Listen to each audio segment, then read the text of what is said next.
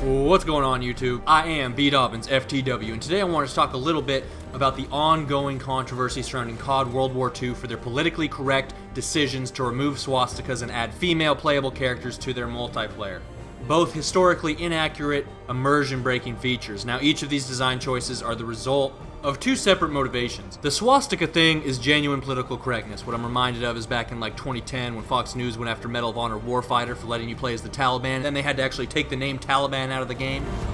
I think there's a lot of people out there that have this irrational fear that other people, and younger people especially, are so impressionable that even benign exposure to some concept, such as a swastika in a video game, is going to somehow promote abhorrent ideologies like Nazism. Nobody is going to see a swastika on their character's arm in Call of Duty and then jump up from their couch like, Hitler did nothing wrong! Sledgehammer is catering to overprotective parents worried about their kids, and I get it. I mean, nobody knows better than parents just how fucking stupid and impressionable little kids can be. But if motherfuckers are really that worried about it, the easiest thing you can do is just like take 15 minutes to explain to kids what World War II was about. Why Nazis were not cool and Hitler was a douchebag. Let them watch Schindler's List and Saving Private Ryan. It's not even that difficult of a concept for kids to grasp, okay? Killing millions of innocent people because they are different than you is not cool, alright? We have become a dangerously soft society if we have to be this afraid of a swastika. And kids can have a bit of fun role-playing as the bad guys without wanting to be the bad guys, okay? I mean, we've played as Imperial Stormtroopers before. You think Nazis were bad? The Empire blew up a whole fucking planet for shits and giggles. Where's the outrage? I've played as zombies, orcs, thieves, dinosaurs, religious fanatic aliens, and never, not once have I thought, you know, these motherfuckers are just misunderstood and ought to be emulated more in contemporary culture. If our youth has survived 5 Grand Theft Autos, Destroy All Humans, Saints Row, I think we can survive seeing a swastika, okay? But what's telling is that those games all sold really well. You know, Grand Theft Auto 5 remains the best-selling game of all time. There's no reason to believe that exploring controversial themes or topics, even in crass ways, is bad for business. Unless your target audience is little children with overprotective parents. To me, this whole swastika controversy is COD admitting that it's a children's game, that they failed to bring in the older demographics probably because their game is oversimplistic Michael Bay trash, and therefore cannot afford to lose any customers in the younger demographic due to parents' concern COD might turn their kids into Nazi sympathizers. I can think of no other reason they would willingly compromise the historical accuracy and artistic integrity of the game this way. Though, when he was done going on about how it wouldn't be honorable to have the swastika in multiplayer, Condry did mention something about local regulations prohibiting use of the swastika that way in Germany, which is ironic, because I've never known Germans to be the same kind of whiny little bitches as American soccer moms and the brats they send to college. It's worth noting that the campaign will not include these alterations, because killing Nazis is fine, obviously, you just can't play as them, right? But most of us spend most of our time in multiplayer, and the experience is just gonna feel goofy when you're fighting a black female Nazi when Nazis were notoriously racist and women weren't recruited for combat back then on either side. It's gonna make it that much harder to immerse yourself in the historical setting. It's gonna be just another silly COD game. It's like as absurd, if not quite as goofy, as the weed camos and gingerbread maps, okay? And I think COD fans are desperate for a COD title that takes itself seriously, and it already feels like this one doesn't.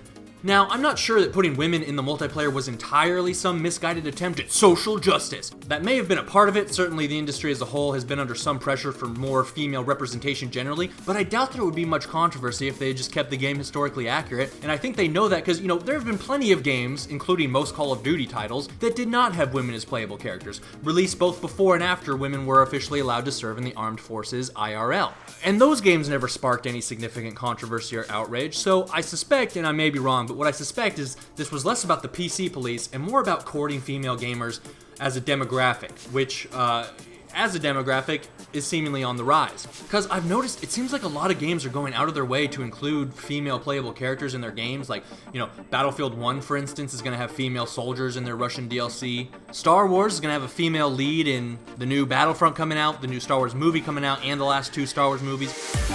Courting that demographic, that's not an excuse for COD, okay? You know, Saving Private Ryan would not be as enjoyable a movie if it was decidedly less authentic in order to appeal to the ladies. Same is true for COD World War II. And it's important to speak out against this in COD in situations like this. But those of us who are anti-SJW need to be very careful about being drawn into an overreaction.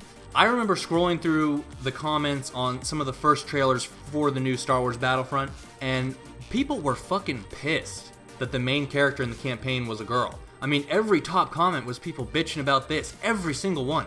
I've never seen a female stormtrooper. Another female protagonist? We get it, women are equal, I guess. I cannot emphasize enough how counterproductive this sort of behavior is to the anti-SJW cause. It is one thing when we bitch about women in World War II because it doesn't make sense and it is silly. But in Star Wars, we're talking about a galaxy far, far away a long, long time ago, bro. It's not just sci-fi, it's sci-fi fantasy. There literally aren't any fucking rules. Anything and everything makes sense, okay? You know what makes less sense than a female stormtrooper? Being able to hear explosions in the space battles, but nobody's bitching about that. And look, I get it. It's not just about shit making sense. It's about the content's enjoyability and relevance to us. My girlfriend loves Sex and the City, and even though I can acknowledge objectively that it's good acting and writing, I don't enjoy it because it isn't about anything I give a shit about. And the same is true vice versa. You know, she's not interested in watching war movies or football or porn with me. When the main character is your sex, it's more likely the shit they deal with, the way they deal with it, is going to be more relevant to you. You're going to identify with said protagonist more. You're going to be more immersed and interested in the content of the movie or game.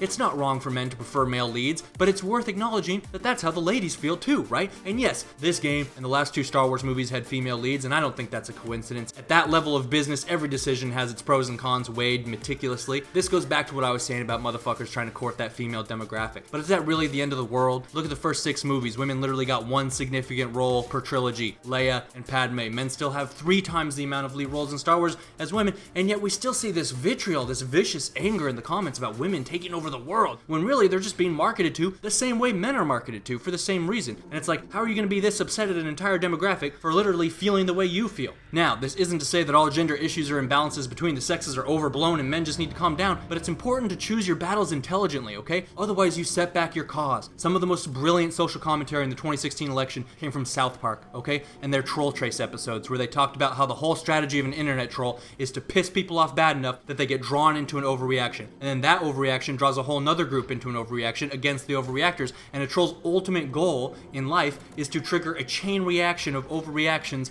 that never ends, dividing everyone into teams, making everyone hate each other, and keeping everyone pissed off always. Trump may have succeeded at this, and it's not hard to do. Look at my most recent Destiny video.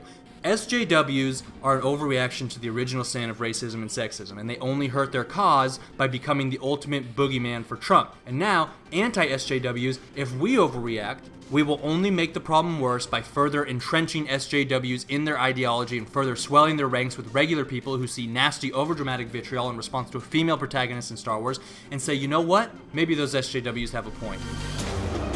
And all that happens is everyone further divides into teams and hates the other team that much more.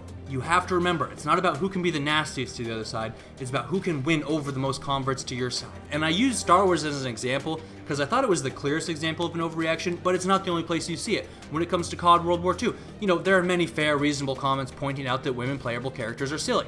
And then there are others that go on about women are trash and ruin everything with their feminazi plot to take over the world and castrate men everywhere, and the lines become blurred and it's not helpful.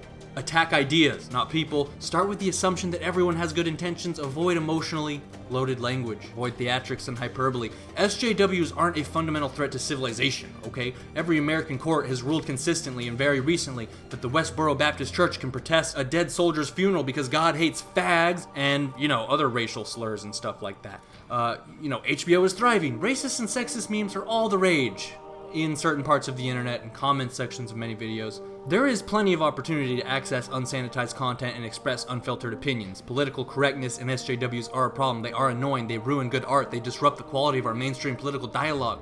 But once you start treating the problem as bigger than it is, justify overreactions, and overreactions only make the problem worse. It's like scratching a rash. Tearing into SJWs in the harshest way possible feels good. And I know because I've done it before in videos on this channel. But it only makes the rash worse, okay? And sometimes I just feel that with Trump and the internet, everything has become so heated and nasty and divided that as a society, like, we'll never be able to reconcile or actually solve any of these problems. And when we allow ourselves to become so divided and pissed off, we make ourselves vulnerable to adversaries. The grim reality is a lot of these over-the-top comments we see from both sides on social media may actually be the fucking Russians, bro. I know it sounds crazy, and I know Trump refuses to acknowledge it, but it's the opinion of the FBI, CIA, NSA, and DNI, also the House and Senate intelligence committees, and also independently confirmed by most news outlets. The Russians have hired and trained professional internet trolls to spread fake news on social media, and more pertinent to this discussion, engage in the comment sections to intentionally promote discord and disunity along racial and gender lines. It's not an imaginary conspiracy. It's been discussed at length on the Senate floor in committee hearings. We know they are on Facebook and Twitter. They're probably on YouTube. This does not mean that, all this stuff that,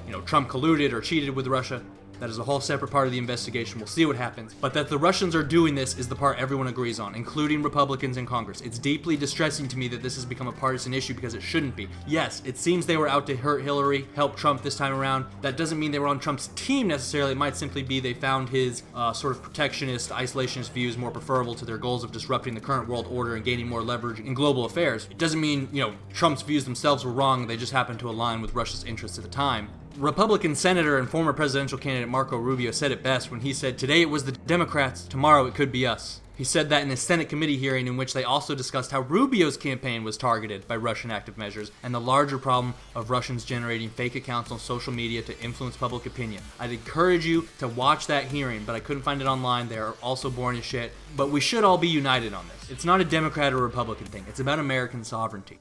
And it's not that crazy of a concept. We know for a fact American corporations have been doing this for some time. There's a common parlor game on Reddit where we all try and ferret out and expose fake corporate accounts. They buy these accounts or build them from scratch, thousands of them, and they seem like legit human beings, but they're not. And they go to elaborate lengths to make them seem that way, and then they use them to make comments and upvote those comments in an attempt to promote their interests or influence public opinion. Businesses are doing it regularly. The Russians are doing it. Except the Russians just want Americans to all hate each other so that we are unable to act with a unified front in foreign affairs. Be wary of it. Be wary of overdramatic race-based or gender-based comments that are purposely trying to play up conflict. I've included a link in the description from Time that goes in depth about this problem. I'm begging you, please read it. It's the most important article you read this decade. I know reading sucks. I hate it too. And even if you don't understand everything it says, just read through and take away as much as you can, because this is the new age we live in, and I have a feeling this kind of information war is going to be a huge part of our future in the age of internet and social media, not just Russia. This is the first step we are taking into the future of cyber conflict, information wars. I implore all of you, become acquainted with what's going on. It's really, really fucking important. I love you all. God bless free speech, gaming, and the United States, and may the Force be with us all in these troubled and confusing times. The For the Win query of the day is, what is the most racist or sexist comment you have ever seen on social media, and have you ever spotted an account that you thought might be fake trying to promote an ulterior agenda? Please remember to rate. This is Batman signing out.